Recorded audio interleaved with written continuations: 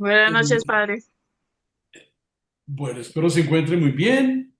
Vamos a continuar nuestro abordaje del tema de la Santísima Trinidad.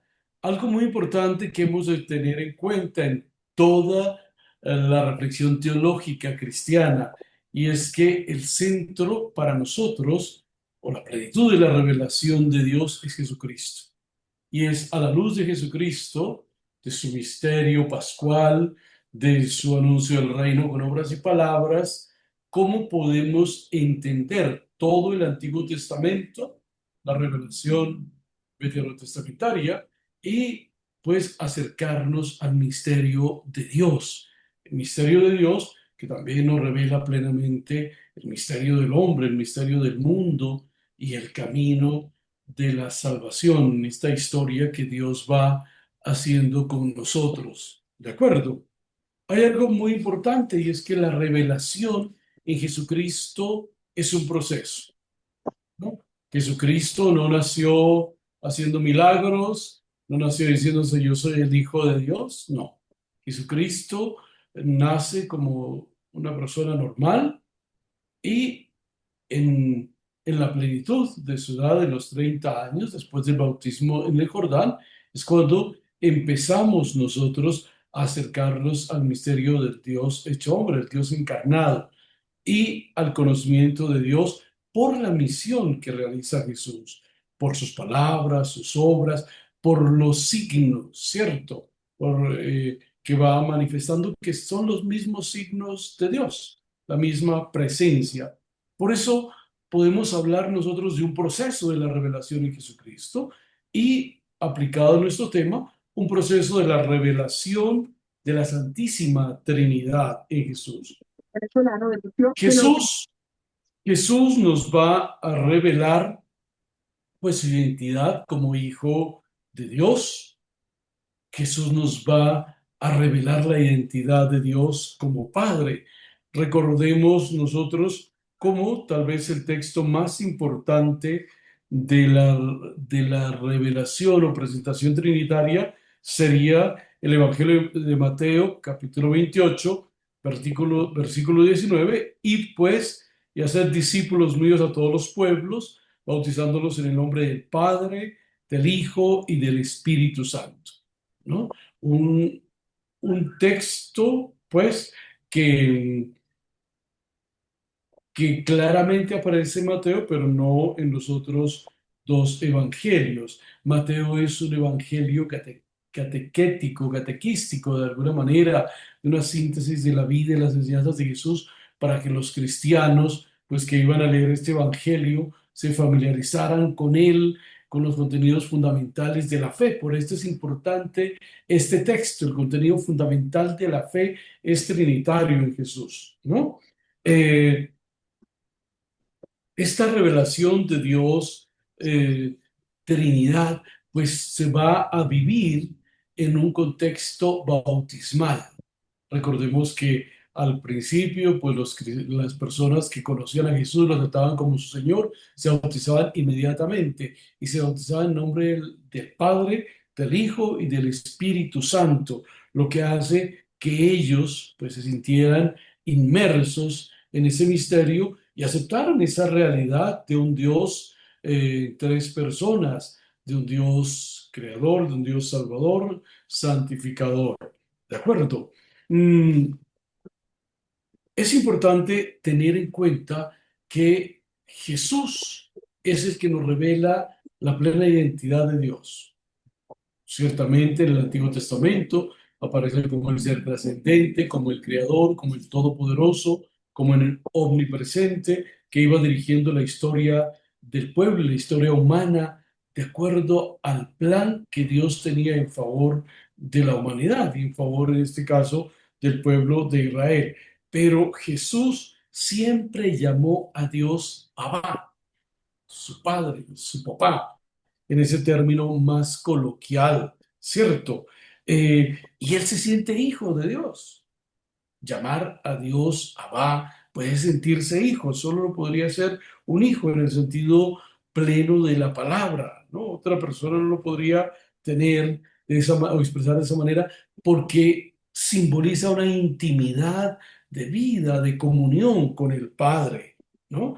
Una intimidad que es una relación interpersonal, que es una relación afectiva, que es una relación de comunión plena, ¿cierto?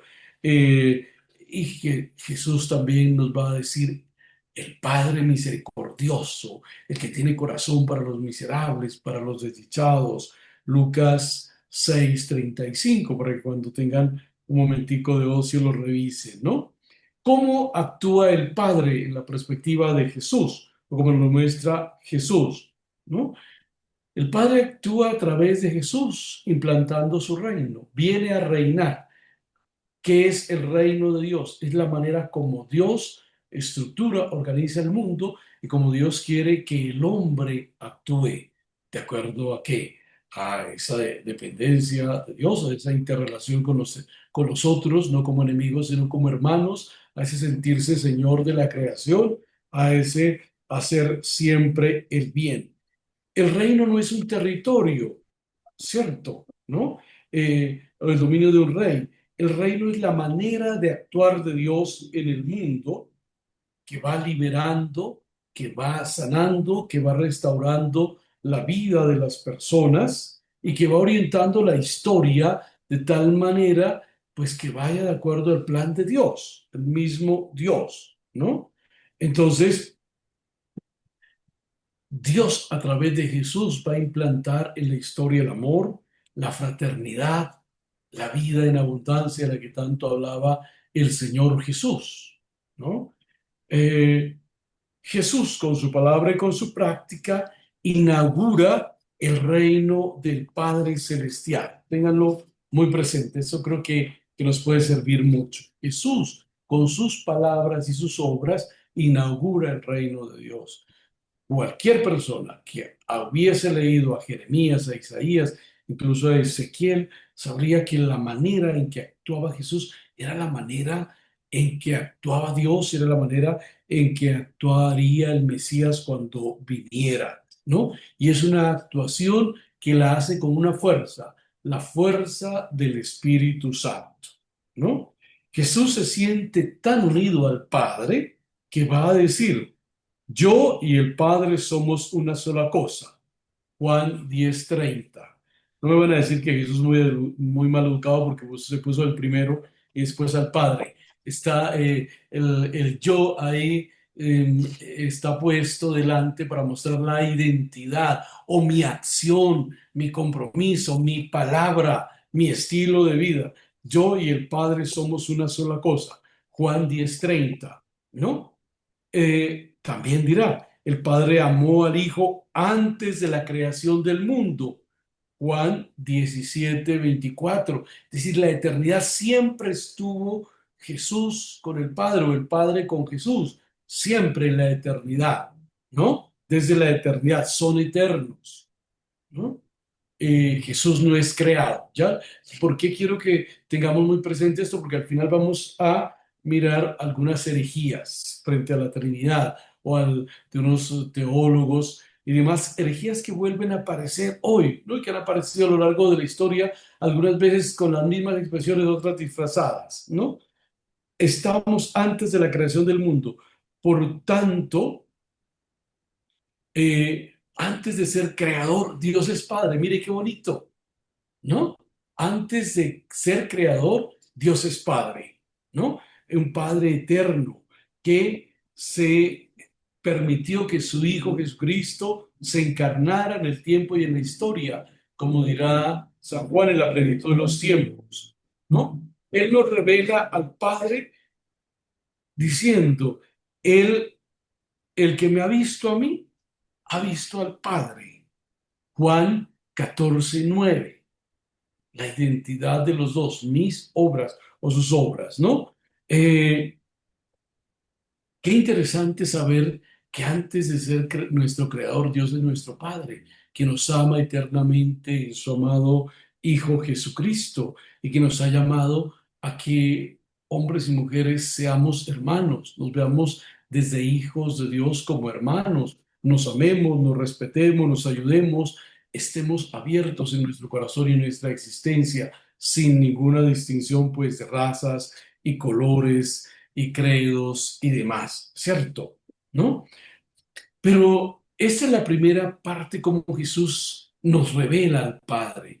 Ahora pensemos cómo Jesús se revela, ¿no? Como Hijo de Dios y hermano nuestro. Ese es Ese es el segundo momento de esta revelación trinitaria. Habíamos abordado algunas cosas en los encuentros anteriores, pero quiero que esto quede muy claro, ¿no? El Hijo nos lo ha revelado al Padre, ahora el Hijo se revela en la humanidad de quién? De Jesús de Nazaret, el Hijo de María y de José, ¿no? Eh, Jesús no empezó su misión diciendo yo soy el Hijo de Dios, yo soy el Mesías esperado, yo soy el Salvador del mundo. Mire que Jesús no habla directamente de eso. Ya en el final, en el Evangelio de Juan, en los siete yo soy la luz del mundo, yo soy el pan de vida, yo soy la puerta y demás, pues va mostrando esos rasgos de identidad con Dios, pero los irá mostrando en otros momentos también, ¿cierto? Como ya hemos escuchado, el, el Padre y yo somos una sola cosa, ¿no? Los discípulos, ¿cómo van a descubrir que Jesús es el Hijo de Dios? En la manera en que oraba, ¿no? Y cómo les enseña el Padre Nuestro. No se lo enseñó como el Padre trascendente o el Dios de allá arriba o el Señor de la historia, sino como el papá, ¿no? La relación filial de encuentro. La oración es hablar con Dios, es hablar con quien sabemos nos ama, decía Santa Teresa de Jesús, pero también cómo actuaba. Los discípulos ven que Jesús multiplica los panes, que Jesús camina sobre las aguas, es Señor de la creación, que el viento y el mar le obedecen, que los espíritus salen, ¿no? Que perdona pecados. ¿Quién podía perdonar pecados en la tradición bíblica del Antiguo Testamento? Solo Dios, ¿no? Solo Dios. Tus pecados son perdonados, levántate y anda, ¿cierto? Esa filiación divina pues la van descubriendo los discípulos, los apóstoles y mucha gente de la que seguía a Jesús, ¿no? ¿Y cómo se va a manifestar esa realidad de Jesús, segunda persona de la Santísima Trinidad? Ya hemos dicho, en primer lugar, la manera como Jesús se relaciona con el Padre en la oración. Llama a Dios querido papá, o papacito, o papi, como dirían los gomelos hoy, ¿no? El Abba. Esas son como las traducciones más cercanas que podemos nosotros tener, ¿cierto? Mm, Se siente como su hijo amado y nos dice, nadie conoce al Padre sino el Hijo y a quien el Hijo se lo quiera manifestar. Lucas 10:22. El conocer, ¿no? Conocer. Santo Tomás de Aquino dice que no se puede amar si no se conoce, ¿no? Para amar hay que conocer. El conocer no es simplemente distinguir, el conocer es entrar en comunión, es, es indagar los afectos, las emociones, los sentimientos, los planes, los proyectos, la identidad de ese ser. Yo y el Padre somos una sola cosa. Juan 10:30. Se sentía hijo de la misma naturaleza que el Padre. Mire lo interesante. Es decir, el Padre y yo somos una sola cosa, pues la misma naturaleza, la misma esencia filosófica, como diríamos, y sobre todo la comunión en el amor de el Padre y el Hijo.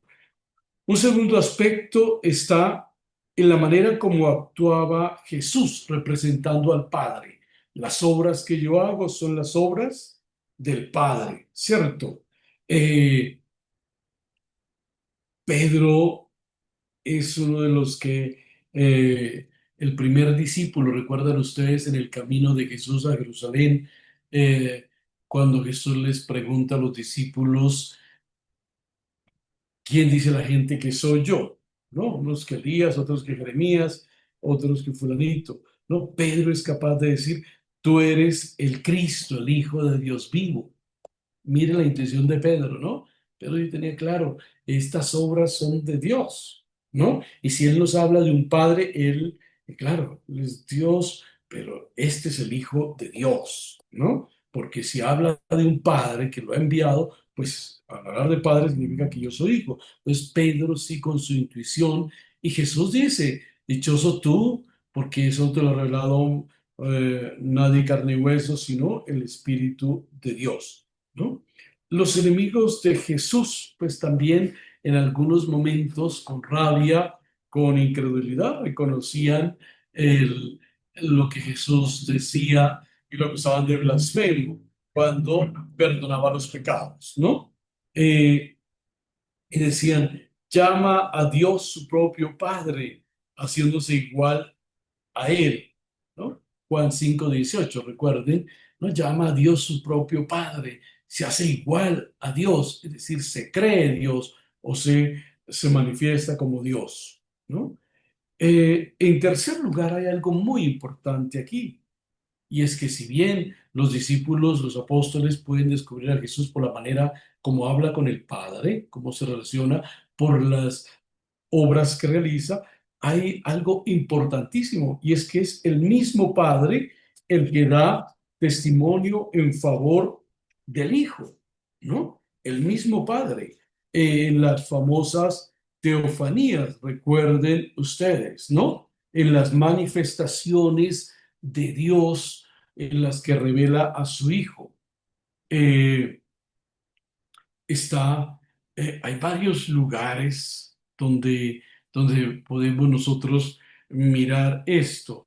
Por ejemplo, eh,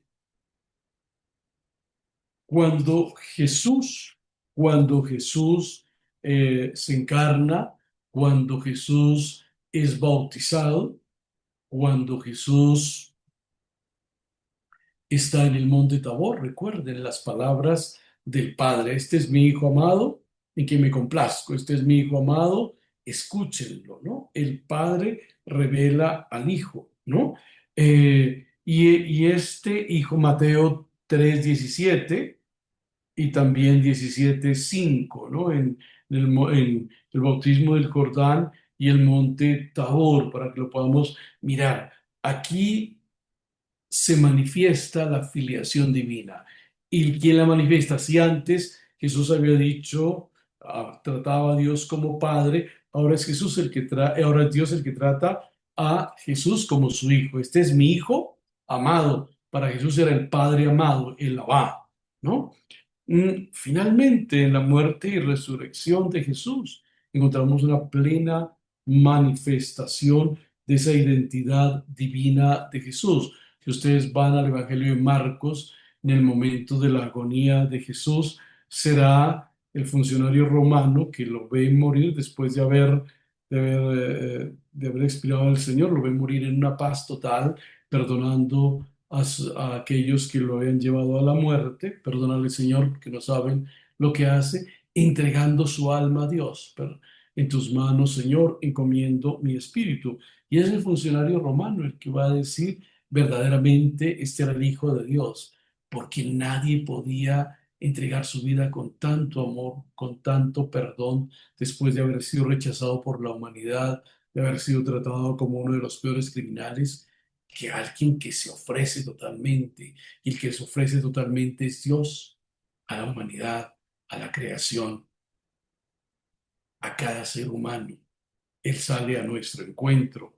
Esta palabra encuentro es muy bella, ¿no? Papa Francisco la mencionaba mucho, la Eucaristía encuentro con el Señor, la oración encuentro con el Señor, los sacramentos encuentro con Dios, ¿no? El hermano lugar de encuentro con el Señor, tengámoslo muy presente, ¿no? Es fundamental. Nuestra fe es una fe de encuentro, se alimenta el encuentro con la palabra, el encuentro con el cuerpo y la sangre del Señor, el encuentro en la comunidad que celebra, ¿no?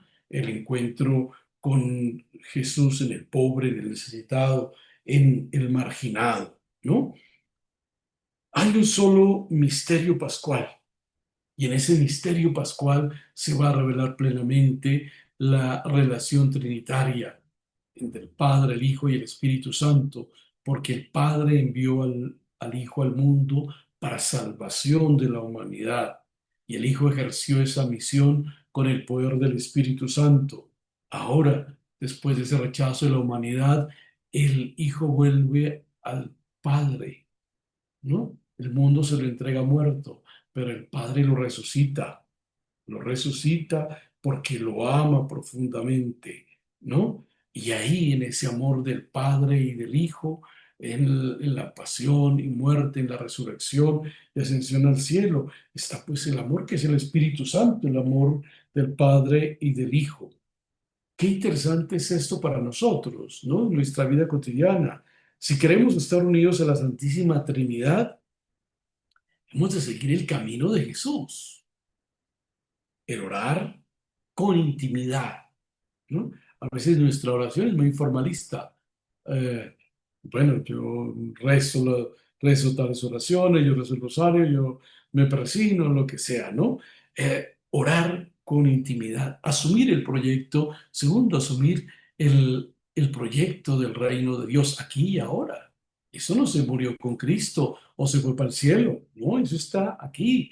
¿Cómo quiere Dios que vivamos los hombres nuestra relación de fraternidad, de solidaridad, de justicia, de respeto a la dignidad humana y cristiana del otro, de respeto a los derechos humanos, de cuidado de la creación, de trabajo por un mundo siempre mejor, mejor en el que todos puedan vivir con lo básico para realizarse como personas, como hijos de Dios? Ahí entra en juego la libertad religiosa, por ejemplo, ¿cierto? Mm, También aceptar la cruz. En la semana pasada, en la liturgia, se nos hablaba en la liturgia la palabra, carga tu cruz y sígueme, ¿no? El que no toma su cruz y me sigue no es digno de mí, no puede ser discípulo mío. La cruz cotidiana que tenemos en nuestra vida, hay una gran tentación, ¿no? Hay muchos predicadores que parecería que le dijeran a la gente, bote su cruz y siga a Jesús. Venga, aquí le quitamos la cruz para que usted sea buen cristiano, para que usted pueda ser feliz. La cruz hace parte de nuestra vida, de nuestra felicidad, de nuestro sacrificio, porque nos une al Señor Jesús y nos hace más humanos, más sensibles, más dignos de ser discípulos de Cristo, ¿no?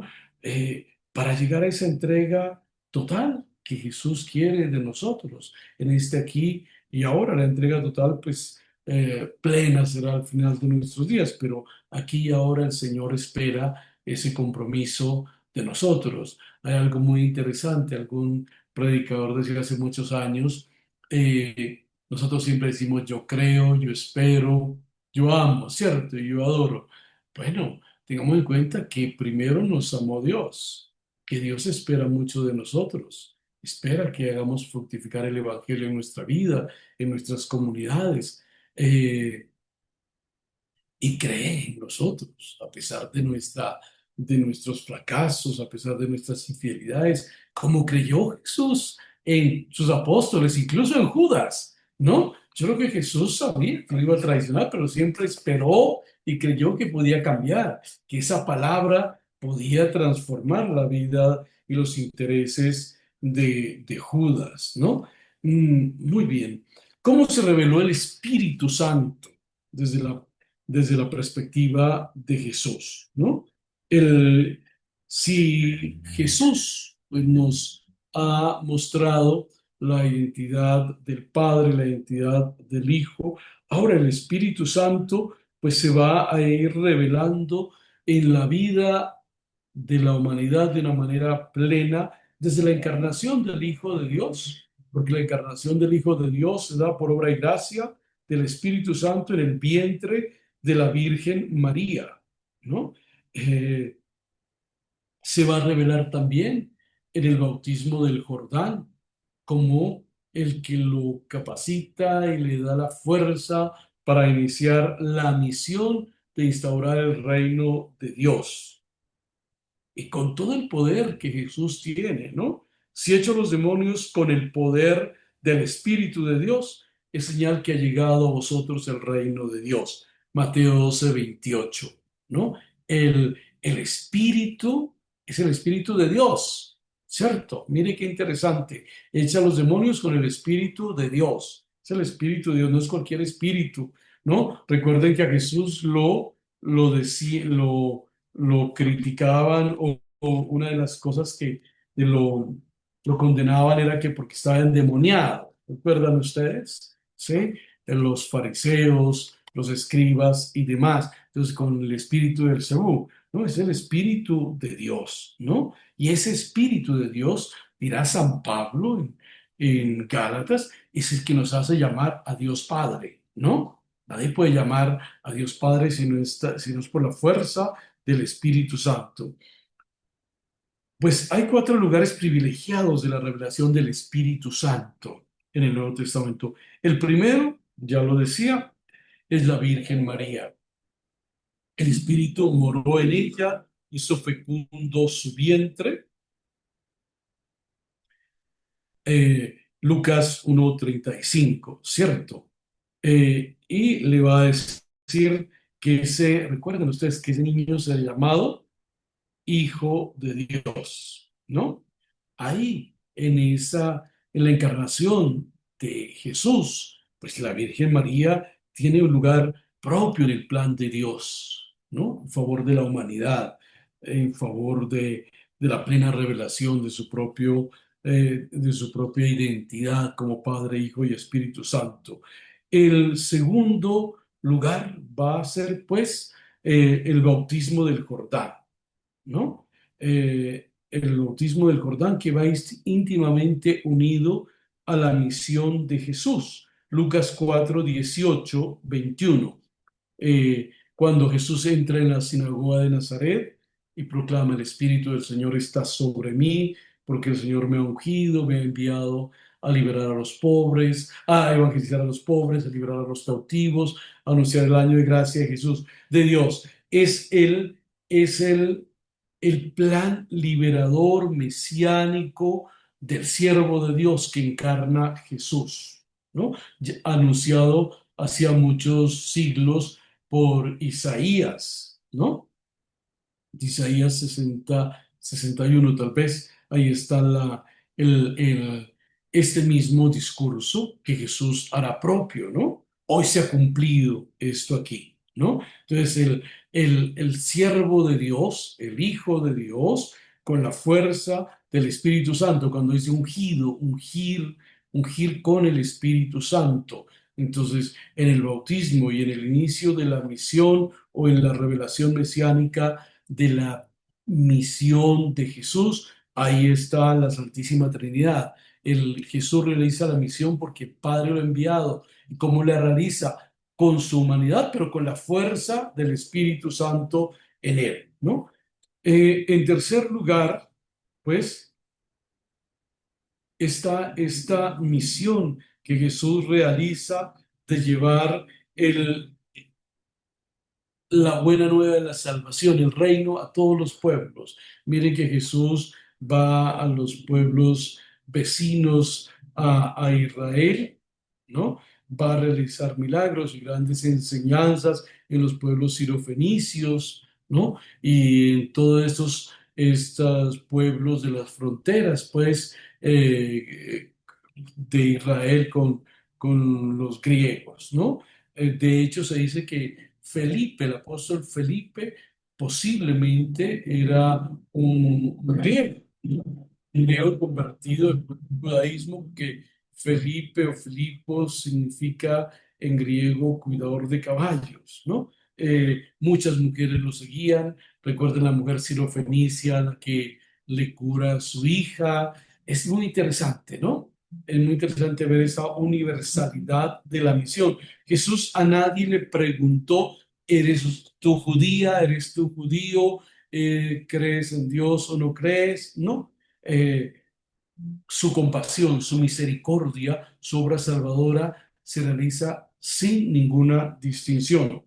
En cuarto lugar está esa comunidad humana y eclesial que él fundó, ¿no? Recuerden que la misión de Jesús, cuando inicia su misión, lo primero que hace es constituir un grupo, ¿no? Una comunidad que va a estar con él, una comunidad que luego se va a ampliar, ¿no? Serán 70, de los 70 elige 12, pero hay una multitud que lo sigue y hay otros que son discípulos desde su hogar. Recuerdan ustedes que tal vez algún endemoniado que lo libera, no recuerdo el texto bíblico en este momento, Jesús lo libera y el endemoniado dice, déjame ir contigo. Le dice, no, vete a tu casa, a los tuyos y cuéntale lo que Dios ha hecho por ti.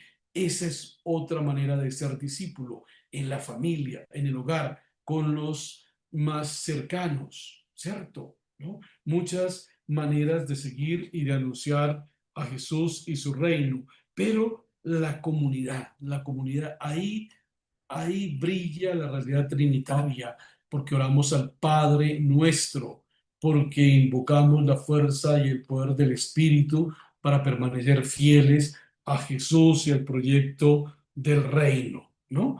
Eh, y la comunidad cristiana es una expresión de la comunidad trinitaria, ¿no? Toda iglesia, si es auténtica, ha de tener como referente a las relaciones de Dios Padre, Hijo y Espíritu Santo. El Papa Francisco y ahora el Papa León insisten mucho en la sinodalidad. Somos una comunidad que ora, que lee la historia a la luz de la palabra de Dios, que discierne y que decide, pues, de acuerdo a la palabra, la tradición, al magisterio de la iglesia, pero una apertura total al Espíritu que hace nuevas todas las cosas y que nos lanza a la tarea de la evangelización, ¿no? Estas señales de la presencia del Espíritu que unen a la comunidad, que la fortalecen, que permiten vencer toda división y todo obstáculo, tanto en la manera de orar como en la práctica o la vivencia moral o la manera de evangelizar, claro, adaptada a todas las culturas, pueblos y naciones, pues es lo que permite descubrir al Espíritu Santo que nos lleva a Jesús y por lo tanto también al plan del Padre. La conciencia trinitaria de los primeros cristianos, pues va a ser muy clara desde la liturgia y desde la vivencia de ese misterio pascual de Jesucristo, ¿cierto? ¿No? Un misterio pascual y una vida que se realizan bajo el influjo, pues, del Padre y del Espíritu Santo. Es muy interesante que recordemos que hay algunos textos, sin ser fundamentalistas, pero hay algunos textos que nos pueden ayudar a profundizar esta realidad. Lo primero, pues, la misión que realiza el pueblo, Mateo 28, 19, la misión se realiza en el nombre del Padre, del Hijo y del Espíritu Santo. La misión sacramental, pero también la misión, pues, de llevar la palabra por pueblos y ciudades, como lo hacía Jesús, con palabras y con signos de esa presencia. Ya la comunidad, recuerden, los hermanos decían de los primeros cristianos, miren cómo se aman. La comunidad es un signo vivo de esa presencia trinitaria en la vida de la comunidad, ¿no? Eh, En un segundo aspecto, lo dirá San Pablo, y lo habíamos dicho anteriormente, y eso recordéis, 2 Corintios 13:13, segunda carta a los Corintios, capítulo 13, versículo 13, el saludo que hacemos en la Eucaristía, la gracia del Señor Jesucristo, el amor del Padre y la comunión del Espíritu Santo estén con ustedes. Un saludo trinitario a una comunidad que es trinitaria, a una comunidad que se reúne en nombre de las tres divinas personas para nutrirse de su palabra, para nutrirse del cuerpo y la sangre, para alimentarse con el testimonio comunitario y los frutos que la presencia de la Trinidad dar en cada uno y en cada comunidad. Si usted fuera a una misa las 3 semanas anteriores, escuchábamos las cartas de los colosenses, ¿no? Y que es muy interesante ver cómo Pablo le recuerda a la comunidad cómo Dios ha fructificado en ellos esa palabra por el Espíritu Santo y cómo viven el misterio de Jesucristo vivo entre ellos. Es grandioso ver cómo la comunidad se convierte en un signo de esa presencia de Dios. Por eso el saludo de Pablo, y que en algunos momentos, recuerden, los llama también santos, ¿no? A los santos de Colosa les dirá, ¿no? Reconociendo pues en ellos esa vivencia de la presencia divina. En Tesalonicenses, la segunda carta a los Tesalonicenses, capítulo 2, versículos 13 y 14, aparece la obra de las tres divinas personas, ¿no? Eh, y dice, pero nosotros debemos dar continuamente gracias por vosotros, hermanos queridos del Señor, porque Dios os ha escogido desde el principio para salvaros por la acción santificadora del Espíritu y la fe en la verdad. Precisamente para eso os llamó por nuestra predicación del Evangelio, para que alcancéis la gloria de nuestro Señor Jesucristo. Más clara el agua, ¿cierto? Sí, 2 Tesalonicenses, capítulo 2, versículos 13 y 14. Nosotros damos continuamente gracias a Dios, supone el Padre, por vosotros, hermanos queridos en el Señor Jesucristo, porque Dios os escogió desde el principio para salvaros. ¿En quién nos salva Dios? En Jesucristo, por la acción santificadora del Espíritu Santo, ¿no? Hay otros textos muy interesantes que se pueden tomar. Primera Corintios 12, versículos 4 al 6, Gálatas 3, 11, 14, Romanos 14, 17, 18, Filipenses 3, 3, Efesios 2, 20. Un cuarto aspecto aquí es la virtud de la caridad. En Gálatas 4, 6. Y como prueba de que sois hijos, Dios ha enviado a vuestros corazones el Espíritu que clama, Abba, Padre. Una caridad que se vuelve amor, amor que se recibe del Padre, amor que se devuelve al Padre en la persona del Hijo y en la comunión del Espíritu Santo. Es muy claro, pues, San Pablo en esta expresión, ¿no? Somos hijos y recibimos el Espíritu Santo. ¿Por quién hemos recibido el Espíritu Santo? Pues por la persona de Jesús, ¿no? Que es el que actualiza en nosotros toda esa fuente de vida. Mm,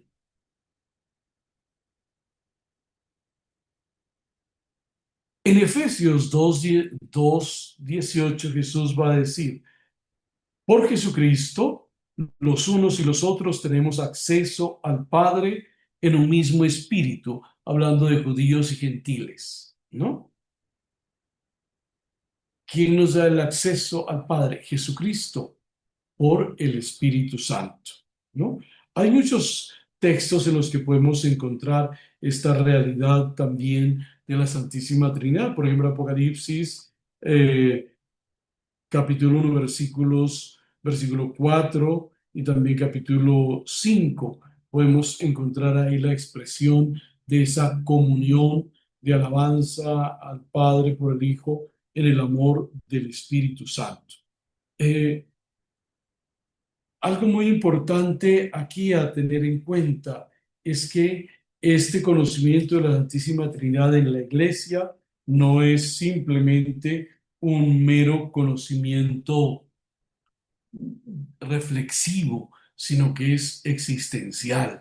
Es decir, el conocimiento, el encuentro con la Trinidad transforma nuestra manera de relacionarnos con Dios, con Jesús, con el Espíritu Santo y de caminar tras de Jesús, ¿no? En el inicio a los cristianos los llamaban la gente del camino. bueno, el camino neocatecumenal ha tomado ese, ese nombre, pero el cristianismo es el camino tras de Jesús, ¿no? Escuchando su palabra, siguiéndolo, poniéndolo por obra, anunciándolo y sabiendo que es el Espíritu Santo el que nos fortalece, nos da la sabiduría, el discernimiento, el coraje, la santidad para vivir el misterio pascual de Jesucristo en nuestra vida y en nuestra historia. Muy bien, como conclusión de este apartado, que vemos que la Santísima Trinidad quiso manifestarse progresivamente en la historia humana y en la historia nuestra de fe, teniendo en cuenta el Antiguo Testamento, ya lo que habíamos abordado en las clases pasadas, pero que llegó a esa plenitud, a esa epifanía total en la persona de Jesús, ¿no? Por eso la revelación de Dios es plena en la vida de Jesús.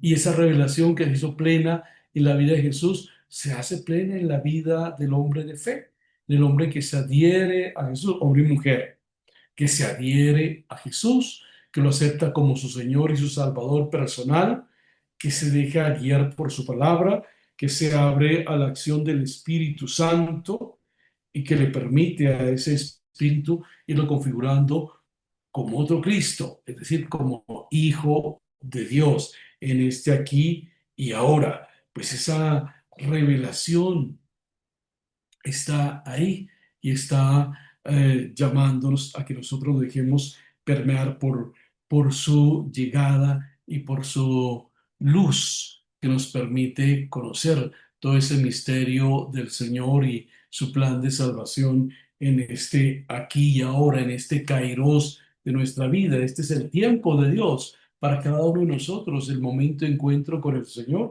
es el tiempo de Dios para usted, que transforma su existencia, que lo abre a las realidades totalmente nuevas que hace el Señor. Hago nuevas todas las cosas, lo dice Jesús en Apocalipsis. Hace nueva nuestra vida, esa experiencia del Dios Trinitario. Hace nueva la familia, hace nueva la iglesia y hace nueva la humanidad entera.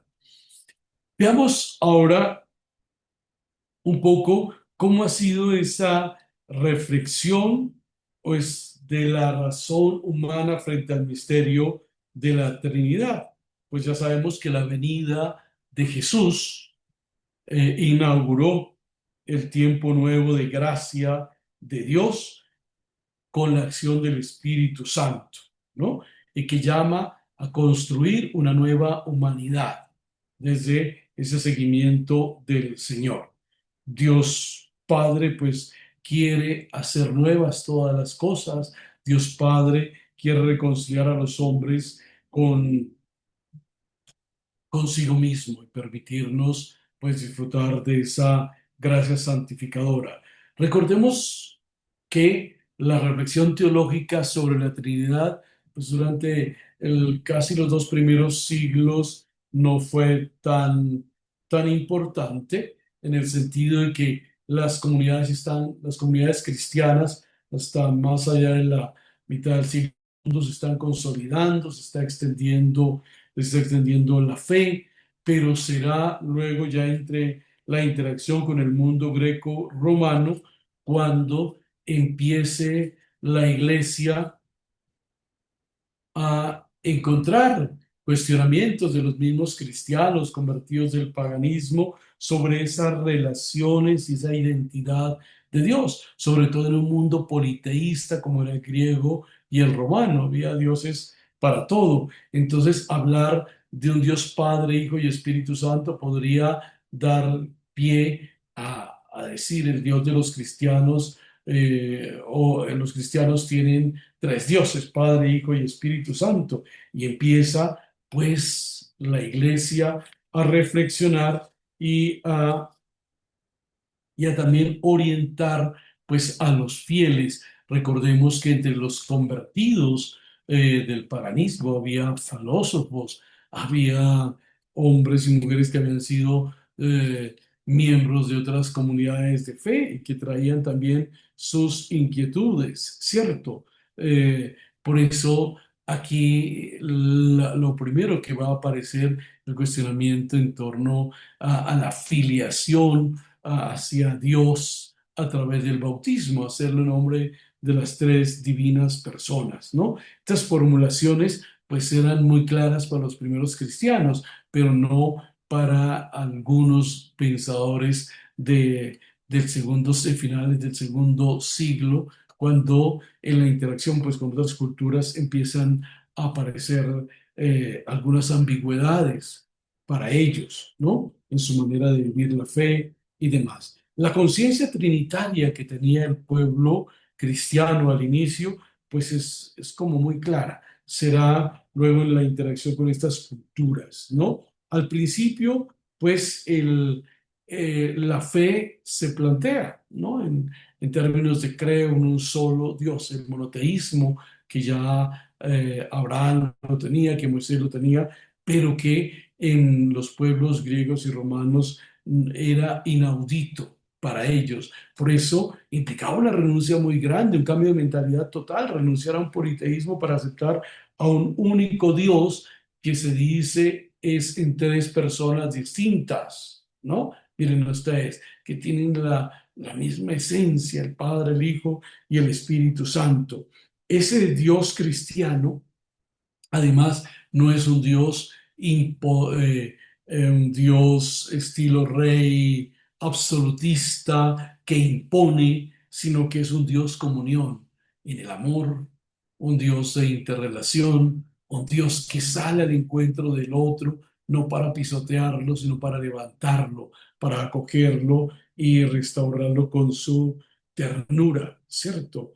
Eh, a partir del siglo segundo, de finales del siglo segundo, van a empezar las reflexiones teológicas sobre la Santísima Trinidad y las relaciones al interior de ellas y la identidad, ¿no?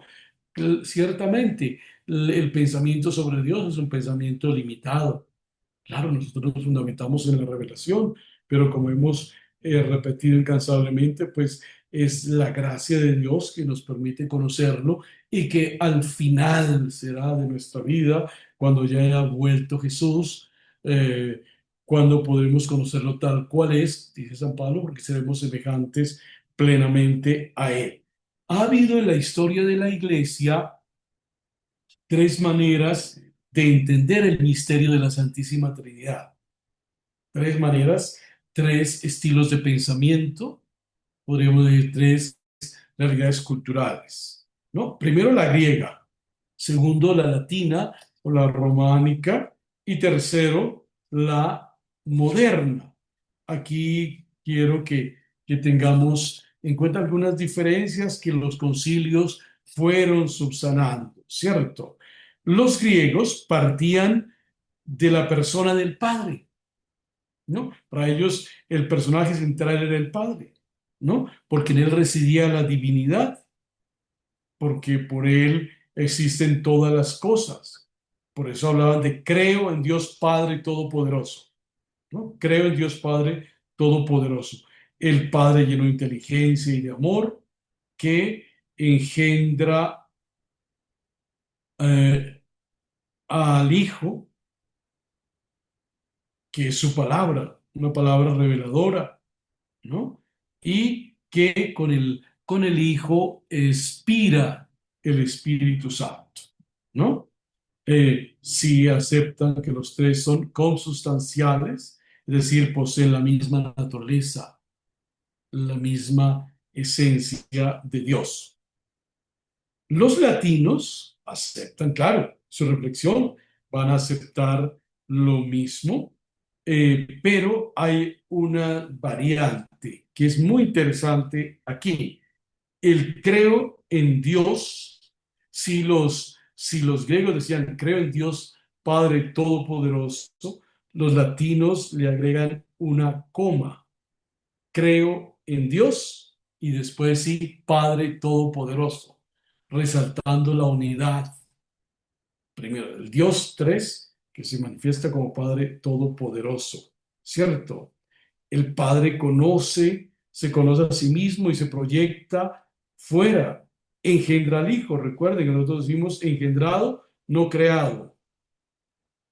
En cuanto padre e hijo se vuelven en uno al otro, pues los dos, el amor de los dos va a comunicar el Espíritu Santo. Aquí parecería que la coma no tiene ningún sentido, pero sí lo tiene, ¿no? Creo en Dios Padre Todopoderoso de los griegos, al otro creo en Dios, ¿no? La identidad trinitaria de esa coma, ¿no? Que resalta ahí, Padre Todopoderoso, porque a continuación seguirá la otra parte del credo, ¿cierto? ¿No? La unicidad. Los teólogos modernos, digamos, después del 1800 y la época de la Ilustración hasta nuestros días, pues y los actuales, hay algo muy interesante y es que se prefiere hablar de las relaciones entre las tres divinas personas. La identidad de los tres ya se da por supuesto. Ahora lo importante es hablar de cómo son esas relaciones de amor, de comunión, de interdependencia.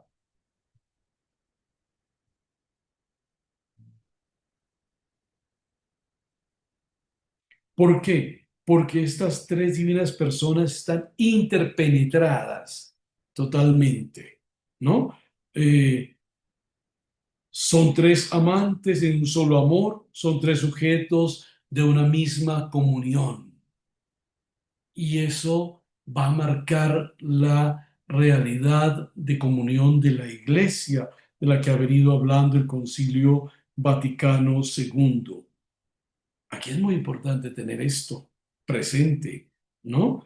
La iglesia es comunión, comunión en la fe, en la esperanza, en la caridad, comunión porque somos imagen de la Trinidad, porque estamos llamados a reflejar en nuestras comunidades esa fe trinitaria y en nuestras relaciones con los demás. Una familia cristiana, pues vive el misterio de la Trinidad en el amor, el respeto, la fidelidad, la comunión al interior de su familia, ¿cierto? Y podríamos decirlo nosotros al interior de nuestros grupos parroquiales también, ¿no?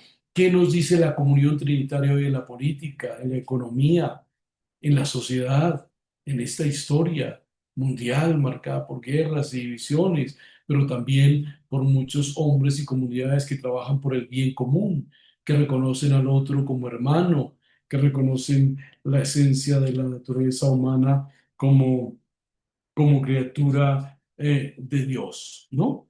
Mm, Finalicemos con palabras clave para comprender este misterio de la Trinidad. No vamos a alcanzar con las herejías, pero sí quiero que nos queden algunas palabras que la Iglesia ha utilizado para expresar esa relación trinitaria. Eh, y que son claves aquí, queridos hermanos, para vencer también hacia el futuro, hacia el pasado y hacia el presente y hacia el futuro, las posibles herejías. Primero, la Iglesia expresa el misterio de la Santísima Trinidad hablando que hay una naturaleza divina una y única. No hay tres dioses, no hay tres naturalezas. El Padre no es de una naturaleza diferente a la del Hijo y a la del Espíritu Santo. Una naturaleza divina, una y única. Eso es lo que hace que los tres sean un solo Dios.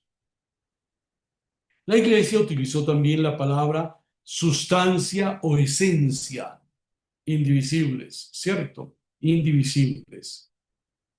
La naturaleza o la esencia de Dios es su aspecto dinámico, por tanto, lo que constituye a Dios como Dios, distinto de cualquier otro ser. Esta naturaleza es numéricamente una y se encuentra presente en el Padre, el Hijo y el Espíritu Santo. El Padre es Dios, el Hijo es Dios, el Espíritu Santo es Dios, el credo del que hablábamos en Atanasio.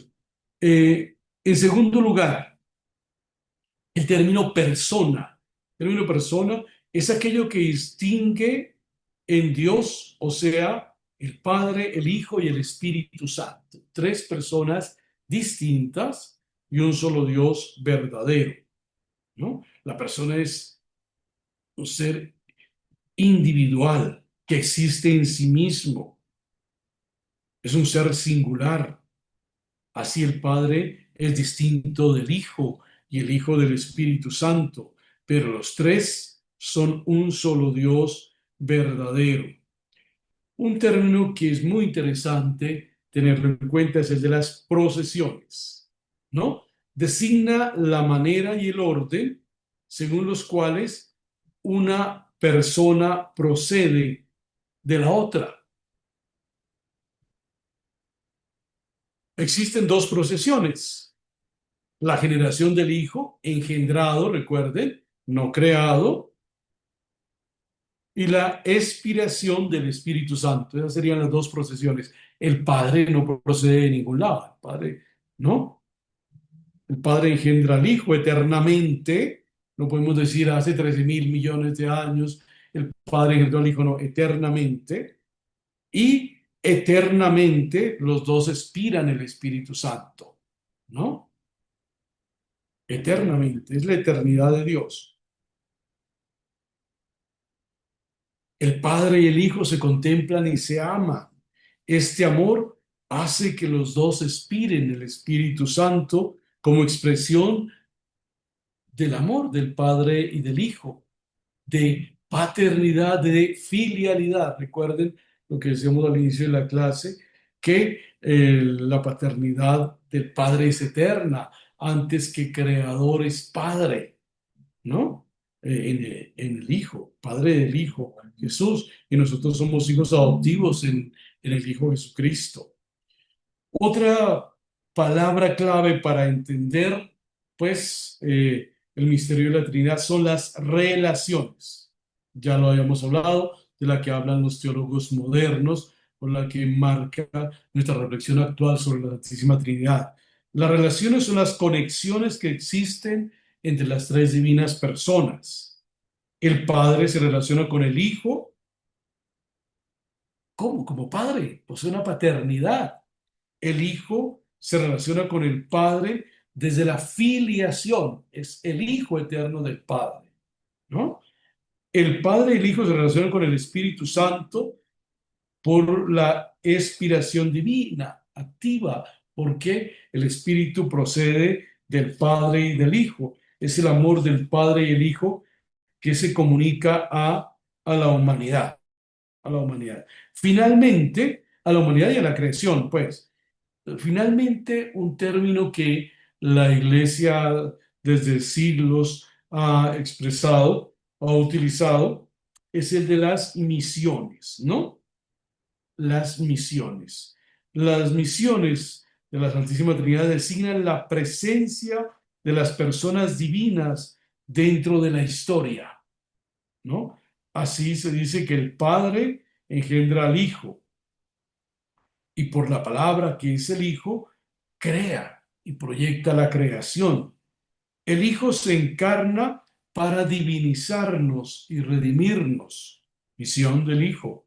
El Espíritu Santo recibió la misión de santificarnos y de reconducir todo al reino de la Trinidad. Esa es la santificación, ¿no? Hacer que asumamos el misterio de Jesucristo en nuestra vida y llevarnos a la Trinidad, ¿no? Estas son, pues, como las palabras más importantes, los términos que la Iglesia ha utilizado para exponer todo el misterio de la Trinidad en la vida y en la historia. Vamos a finalizar aquí porque sí me interesa que este tema de las herejías o los falsos conceptos o interpretaciones del misterio de la Trinidad lo abordemos pues más extendidamente, porque como les decía también, hoy siguen apareciendo herejías frente al tema de la Santísima Trinidad, y las herejías de hace 1800 años o 1500 o 1000 o 500 vuelven a aparecer, sobre todo en este contexto de los medios de comunicación y en este relativismo que la gente quiere creer o asumir lo que dice sentir, no lo que dice racionar o pensar o debatir o construir o comunitariamente desde la sinodalidad o retomar o expresar nuevamente desde la sinodalidad, por ejemplo, es muy pertinente. Muy bien, muchas gracias. Entonces, finalizamos por hoy. No sé si alguien quiera complementar algo, hay una pregunta, con mucho gusto.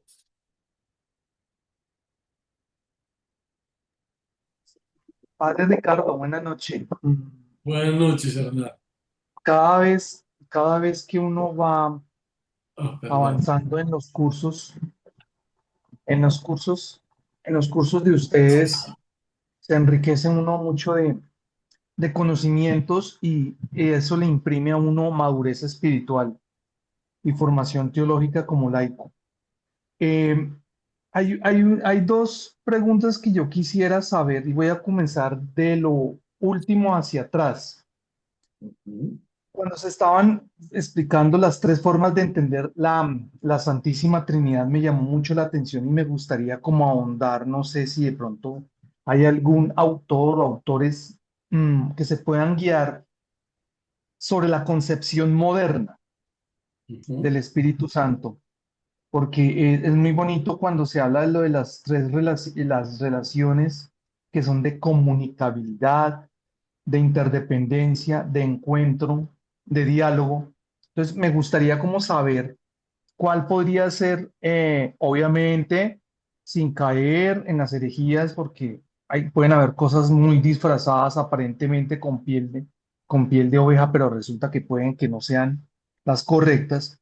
Y la segunda pregunta es, el misterio de Dios lo veíamos en el curso con José Domingo, que es un concepto amplio y con el padre, con el padre Iván, que es una categoría teológica y que está marcada, digamos, una manifestación del misterio de Dios para poderlo entender uno como católico es cuando se vislumbran las parábolas de Jesús.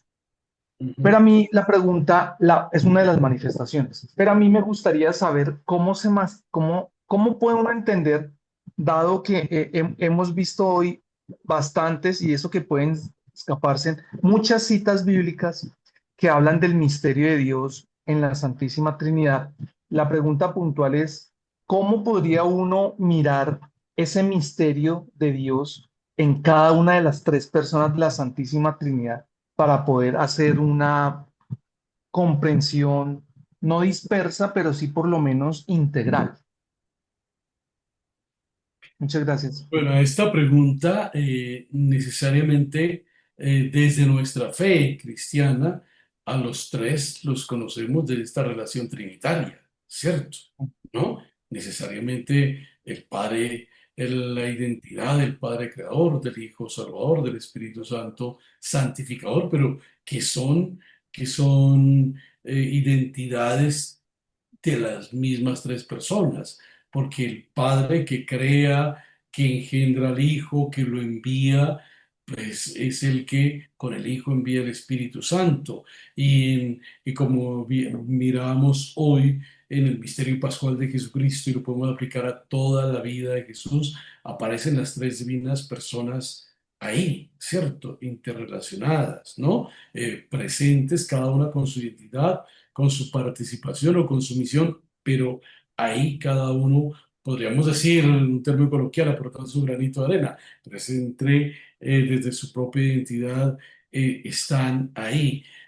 Ahí tal vez ha faltado en nuestra evangelización el insistir en esa realidad trinitaria porque nosotros nos hemos quedado mucho con, con la pasión de Jesucristo, con el nacimiento de Jesucristo. Mira que a veces no insistimos como debería ser en la misión de Jesús, en el anuncio del reino. Bueno, ahora gracias a Dios se está haciendo, ¿cierto? En la revisión teológica, en la misión y demás.